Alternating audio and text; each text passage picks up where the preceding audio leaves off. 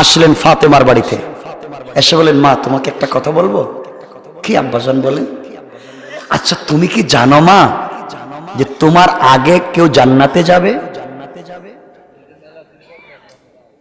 কষ্ট হচ্ছে আপনাদের? নবীজি বললেন, ফাতেমা বললেন, বাবা আমি তো জানি না, আমার আগে আবার কে জান্নাতে যাবে? আমি সাইয়্যিদাতুন নিসাই আহলিল জান্নাহ, আমি জান্নাতি মহিলাদের সরদারিনী, আমার আগে জান্নাতে যাবে। নবীজি বলেন, হ্যাঁ একটা মেয়ে আছে তোমার আগে জান্নাতে যাবে। ফাতেমা বলেন, কি বলেন আব্বা? আমার মতো মানুষ, আপনি আমার বাবা, আলী আমার স্বামী, হাসান হুসাইন আমার ছেলে, আর আমার আগে জান্নাতে যাবে মহিলা? রাসূল বলেন, হ্যাঁ।